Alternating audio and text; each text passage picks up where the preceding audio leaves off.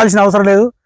అనే కాడికి వచ్చి ఎవరు పోయినా ధర్నాలు చేసినా లేకపోతే ఏది చేసినా కూడా వాళ్ళని అరెస్ట్ చేయడం, అంత మేమే నియంత పాలన అనే ఆలోచనతో చేసుకుండు కాబట్టి ఆయనకు ఈ పరిస్థితి వచ్చింది. లేకపోతే ఇంకో టర్మ్ కూడా ఉండునేమో వాస్తవంగా, కానీ కొంత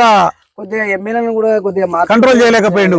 కొంత అవినీతి జరిగింది. అవినీతి జరిగితే ఎవరిని పిలిచి కూడా మీరు ఇట్లా చేస్తారు, జాగ్రత్తగా ఉండండి, రేపు ప్రజలలో మనకు చెడ్డ పేరు వస్తుంది అనే ఆలోచన ఎప్పుడు చేయలేదు. మీరు దోసుకునేదో దోసుకోర్రా, మళ్ళీ ఎలక్షన్లలో ఖర్చు పెడితే చూద్దాం, ఈ రేజాలు నాటి అల్లూరి జనం మీద షేర్ పచ్చగా అయినట్టు వాళ్ళే ఎత్తరుతాయి అనే ఆలోచనకు వచ్చాడు. ఆ ఆలోచనకు వచ్చింది కాబట్టి ఇలా ఆ పరిస్థితికి వచ్చింది. లేకపోతే కొంత మంచి చేసిండు. ఈ రోజు ఇలా కాంగ్రెస్ గవర్నమెంట్ వచ్చింది, మనం కాంగ్రెస్ అనేది కాకుండా ముఖ్యంగా రైతులకు, నిరుద్యోగులకు ఏదైతే నిధులు నియామకాలు ఇవన్నీ కూడా ఈ రోజు తెలంగాణ గవర్నమెంట్ రేవంత్ రెడ్డి గారు చేస్తే రేపు భవిష్యత్తు ఉంటది. ఇవన్నీ చేయకుంటే వాళ్ళకి ఎట్లా పట్టిందో వీళ్ళ పరిస్థితి కూడా గట్లే ఉంటుంది.